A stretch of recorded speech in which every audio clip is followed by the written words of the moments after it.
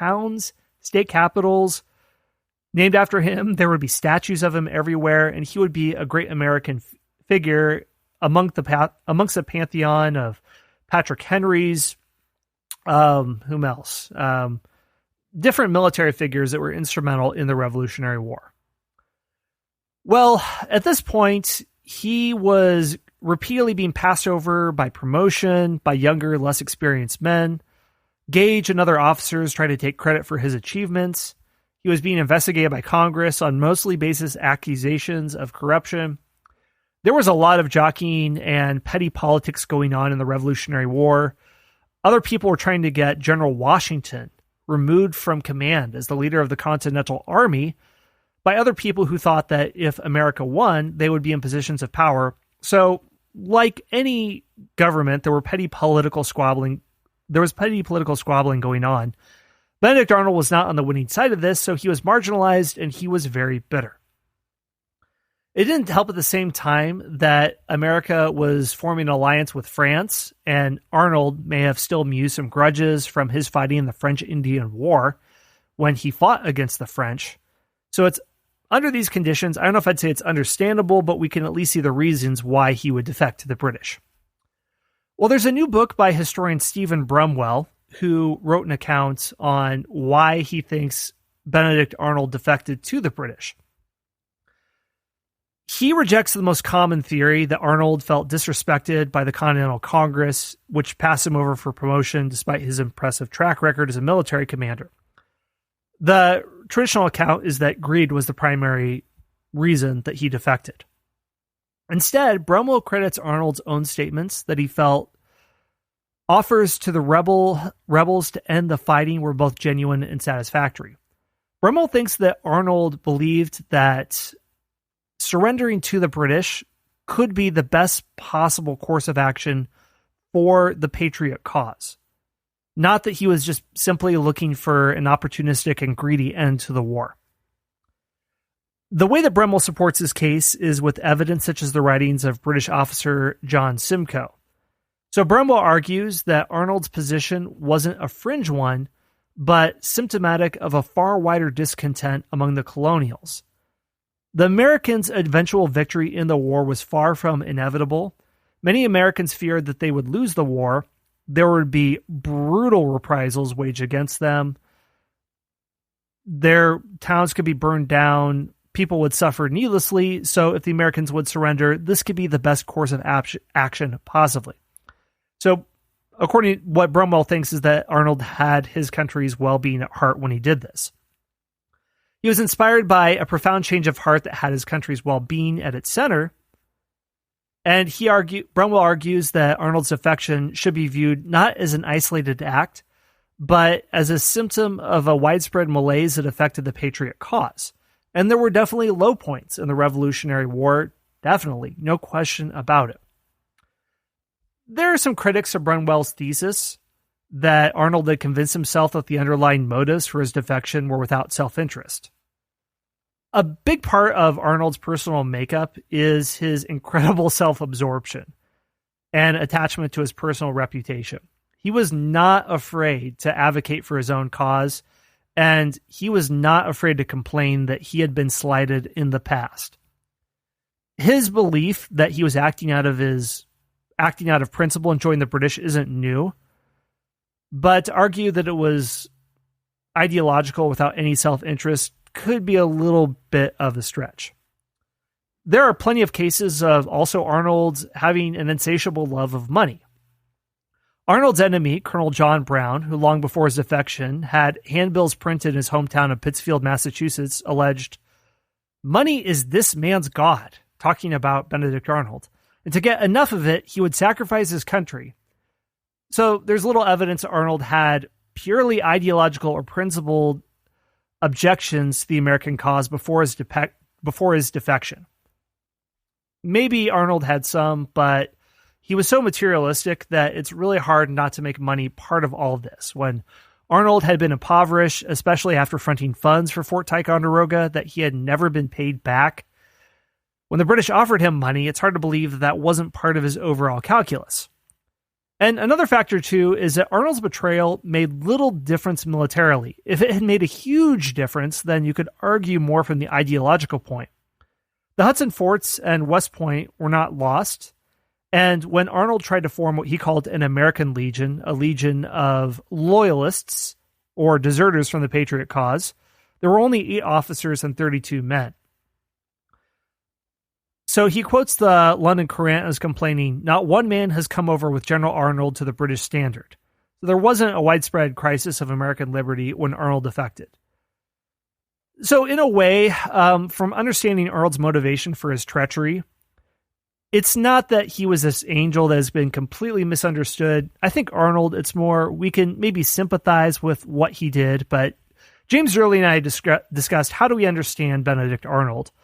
He's seen as a betrayer to his cause, as a traitor, but what about the founding fathers themselves? They were all, in one sense, betraying the British Empire. The British referred to them as rebels. If the American Revolution had failed, then all of the founding fathers would have been hanged. I don't want to use incorrect grammar here. I always get stuck up on that one. What about the Confederate States of America, the Confederacy in the Civil War? They were traitors, but there are many places in the United States that are named after these figures. So one factor I think James Early and I discussed is that Benedict Arnold was waging warfare in the very places where he lived against people who were his kinsmen. So that is a factor that should be taken into account. It's not as if an outside force was invading him. There was an opportunistic element that should be understood as well. So I have tried to have a little bit more of an even-handed understanding of Benedict Arnold. I think he is a fascinating figure, but he's not this misunderstood person, from what I understand, that needs to be totally rehabilitated. One last point I want to say about villains in history, and then I can open up the floor here, is that when we understand people who are looked upon as villains, the farther back we go in the past, the more difficult it is to know if they were truly villains in a black and white sense. Right now, I'm working on a book called History's Most Insane Rulers that should be out next year. And I'm looking at people who are, for all intents and purposes, completely mentally ill. Maybe they're megalomaniacs. Maybe they have narcissistic personality disorder. Maybe they're schizophrenic. But when we're talking about people far in the past, it becomes a little bit difficult to know if they actually were mentally ill. One account is Caligula. We have firsthand accounts from people like Seneca, from people like Philo of Alexandria. But when we have really wild accounts of Caligula that make up the 1979 movie, which I haven't seen and I don't think anyone should see based on what I know about it, the wildest claims about Caligula, like incest with his sister Drusilla, or lining up a bunch of boats and putting dirt on them and then writing back and forth among them, that comes from Suetonius. Suetonius is writing about Caligula a century after his reign. Maybe Suetonius was relying on oral history that came down to him from Caligula's enemies, but it's not a worthwhile account. So when we talk about really bad people, we have to wonder, are these being written by the quote-unquote winners in history, the people who won and they want to vilify other people as much as possible? Another person that is looked upon in my book, History's Most Insane Rulers, is an Ottoman Sultan, Ibrahim, known as Ibrahim the Mad, who ruled in the 1600s. He was a interesting figure. He loved to shoot bows and arrows at court subjects in his palace, and there's all sorts of stories about him, which I'll definitely tell in the future. But some historians wonder if the chronicle accounts of Ibrahim and all the crazy things that he did were written by people who were trying to excuse their own actions. Ibrahim was executed, and his son was then placed on the throne in Ibrahim's place. Some historians wonder if the chronicler accounts are trying to excuse their own actions of plotting a political coup and executing a head of state, and the way they justify their actions is claiming how insane Ibrahim was. And the more they pad out his insanity, the more justified they are in doing what they did. That's an alternate history. So anyway, I want to say that, are there villains in history? Of course. Adolf Hitler, I would say it's universally understood that he is a villain. Alternate accounts are going to come from very biased sources, like white supremacist sources that are completely ignoring the corpus of history and then trying to patch little isolated tidbits here and there to weave something together that just ignores it. So if you're going to believe an account that Adolf Hitler is not a villain, then you could believe anything, and there's really no hope in arguing with you. So that's one end of the poll. Then there's a complete other end of the poll where describing someone as a villain could just be a hatchet job by other historians. I'm not saying Caligula is like that, but I'm just saying that there are historians who think that Caligula, the way he acted out, wasn't as excessive as we believe. The most reliable accounts of Caligula, written by his contemporaries like Seneca, make him out to be self-absorbed and narcissistic, but not this full-blown megalomaniac.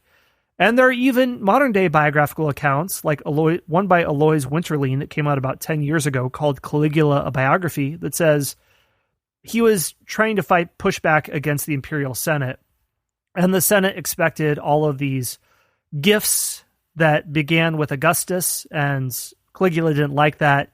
So he behaved in exuberant, flamboyant ways, basically to annoy the Senate and the aristocracy. So there you go. Historical villains are not as clear-cut as we would have believe. I'm just going to go through some of the comments here, try to state the question that people have, and do my best to answer them. If anyone has any questions or comments, I'll do my best to make this riveting audio, but it's not always easy. James Early points out, but that the proper term for the people who live in Serbia is Serbs, not Serbians.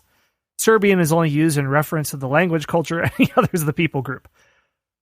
Duly noted, James. You did stay in Serbia, so I will defer to your judgment on that. Hey everyone, Scott here. One more brief word from our sponsors.